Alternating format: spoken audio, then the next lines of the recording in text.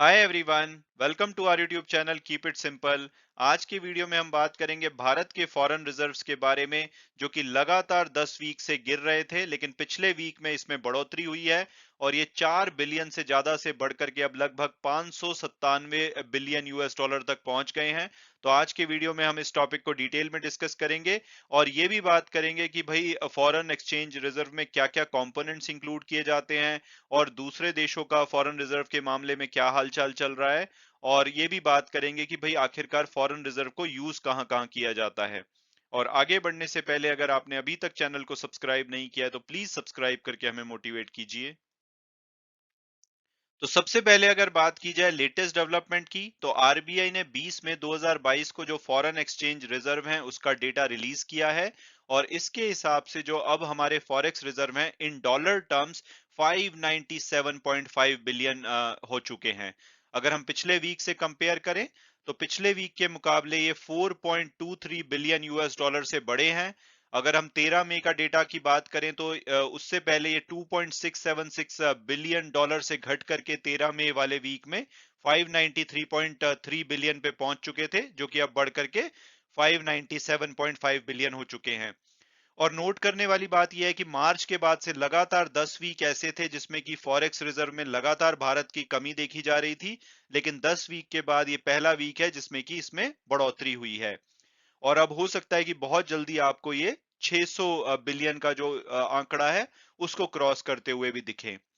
हालांकि इंपॉर्टेंट बात यह है कि पीछे मार्च के बाद हमने देखा था कि जो यूएस डॉलर है वो लगातार स्ट्रांग होता जा रहा था और दूसरी करेंसीज वीक होती जा रही थी। तो हम जो फॉरेक्स रिजर्व रखते हैं मेनली उसमें डॉलर्स होते हैं, लेकिन दूसरी करेंसी भी होती है, तो इसलिए भी उसकी वैल्यू गिर रही थी। लेकिन अगर आप पिछले वीक का डेटा देखेंगे तो जो यूएस करेंसी है सभी जो मेजर करेंसी के मुकाबले में वीक हुई है। जैसे यूरो 1.66% स्ट्रांग हुआ है डॉलर के मुकाबले में। वहीं जो ग्रेट ब्रिटेन पाउंड है वो 1.14% स्ट्रांग हुआ है। और वहीं अगर जेपीवाई यानी कि जापान येन की बात करें तो यूएस डॉलर उसके मुकाबले में 0.56 वीक हुआ है। तो इस तरह से हम देखेंगे कि सभी जो मेजर करेंसीज हैं उसके मुकाबले में डॉलर थोड़ा सा वीक हुआ है। तो ये भी एक रीजन हो सकता है जिसकी वजह से जो दूसरी करेंसीज हम अपने रिजर्व में रखते हैं उनकी वैल्यू सडनली बढ़ गई हो। हालांकि मेजरली डॉलर होता है, बट क्योंकि हम डॉलर टर्म में रिपोर्ट करते हैं तो डॉलर वीक होने से भी ओवरऑल डॉलर में जो हमारी करेंसी रखी जाती है उसकी वैल्यू नहीं गिरी है। और अब अगर क्विकली बात की जाए कि भाई फॉरेन करेंसी जो रिजर्व्स होते हैं उसमें क्या क्या इंक्लूडेड होता है, तो इसमें सबसे बड़ा कंपोनेंट होता है फॉरेन करेंसी असेट्स। वो असेट्स जो कि डोमेस्टिक करेंसी में डिनोमिनेटेड नहीं की जाती। तो इसमें आपको यूएस डॉलर मिलेंगे, जापानीज येन मिलेगा, यूरो मिलेगा। इसके अलावा जो फॉरेन करेंसी में ट्रेजरी बिल्स होते हैं ये सभी मिलेंगे। ये हमारा मेजर कंपोनेंट होता है। अगर आप 597.5 बिलियन में से देखेंगे तो 533 बिलियन फॉरेन करेंसी असेट्स है। और इसमें ही मेजर बढ़ोतरी देखी गई है 3.825 बिलियन से। अगेन जैसे कि यूएस डॉलर वीक हुआ है और दूसरी करेंसी स्ट्रांग हुई है, तो वो एक बड़ा कारण हो सकता है इसमें बढ़ोतरी का। इसके अलावा दूसरे नंबर पे जो रिजर्व होते हैं वो गोल्ड के रूप में रखे जाते हैं। वो लगभग हमारे 40 बिलियन के आसपास हैं और उसमें 253 मिलियन की बढ़ोतरी हुई है। इसके अलावा जो स्पेशल ड्रॉइंग राइट्स होते हैं तो ये क्या होते हैं, ये interest bearing international reserve assets होती हैं जो कि आईएमएफ के द्वारा 1969 में क्रिएट की गई थी। इसमें जो भी आईएमएफ मेंबर कंट्रीज होते हैं उनके लिए कोटा रखा जाता है। तो उसमें भी 18.3 बिलियन हुए हैं और इसमें 102 मिलियन से बढ़ोतरी देखी गई है।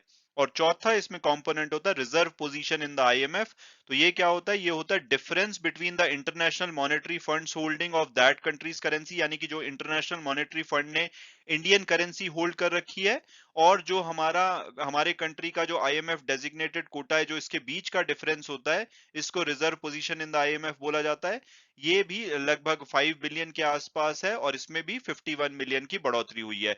तो इन सबको मिलाकर के ओवरऑल 4.23 बिलियन की बढ़ोतरी हुई है और हम अब 597.5 बिलियन पे आ गए हैं।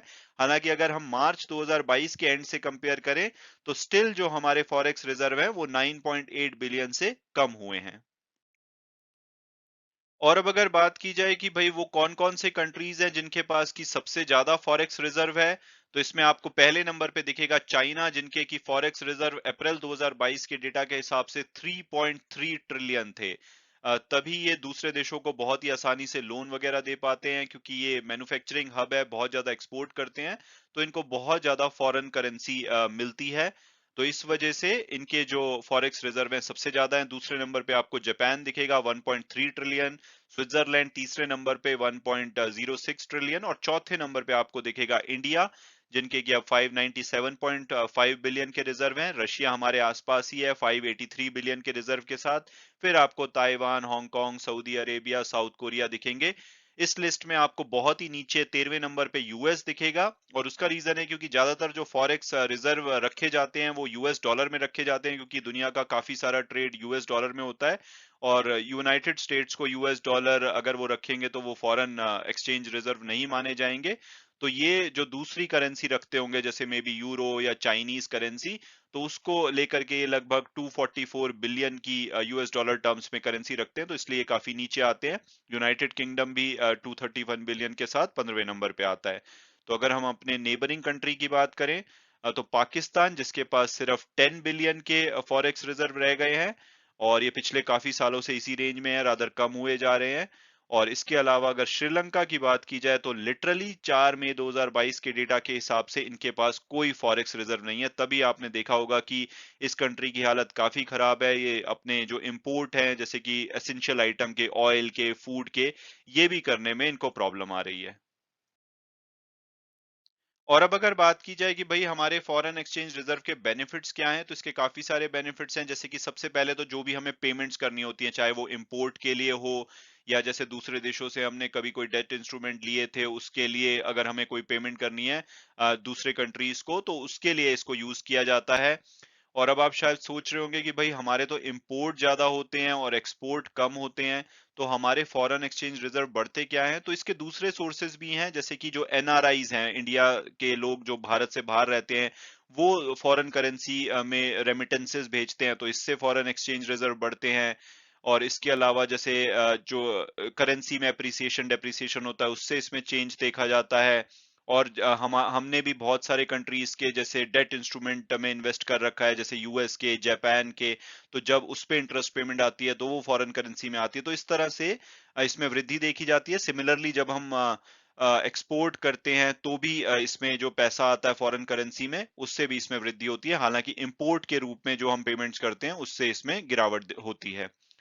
इसके अलावा जो फॉरेन एक्सचेंज रेट होता है हमारी करेंसी का, उसको मैनेज करने में इसको यूज किया जाता है। जैसे कि अगर रुपी बहुत ज्यादा वीक हो रहा है, उसकी डिमांड कम हो रही है दूसरी करेंसी के मुकाबले में, तो ये फॉरेन एक्सचेंज रिजर्व को यूज करते हुए आरबीआई क्या करता है, रुपी को इंटरनेशनल करेंसी मार्केट से खरीदना शुरू कर देता है। इससे रुपी की डिमांड बढ़ती है और हमारा रुपी स्ट्रांग होने लगता है। और सिमिलरली अगर रुपी बहुत ज्यादा स्ट्रांग हो रहा है, हमारे एक्सपोर्ट इससे इम्पैक्ट हो रहे हैं, तो रिजर्व बैंक ऑफ इंडिया क्या करेगा, रुपी को बेचना शुरू कर देगा, जिससे कि रुपी की जो सप्लाई है वो बढ़ जाए और ओवरऑल उसकी वैल्यू गिर जाए। तो इस तरह से फॉरेन एक्सचेंज रिजर्व को यूज किया जाता है हमारी लोकल करेंसी को भी इन्फ्लुएंस करने में। इसके अलावा जितने हमारे फॉरेन एक्सचेंज रिजर्व स्ट्रांग होंगे, उतना ही इन्वेस्टर का जो कॉन्फिडेंस है वो हमारे कंट्री पे बढ़ेगा, कि भाई अगर कोई जरूरत पड़ गई तो हम एसेंशियल चीजों को, जो हम खुद पे डिपेंडेंट नहीं है, दूसरे कंट्री पे डिपेंडेंट है, तो उसको आराम से ले पाएंगे। तो इससे जो इन्वेस्टर का कॉन्फिडेंस है वो फाइनेंशियल मार्केट में हमारे कंट्री के लिए बढ़ता है। तो इस तरह से काफी सारे यूजेस होते हैं फॉरेन एक्सचेंज रिजर्व के। मैं उम्मीद करता हूं कि आपको ये वीडियो पसंद आया होगा और आपने कुछ नया जाना होगा। Thanks so much for watching the video and God bless you all.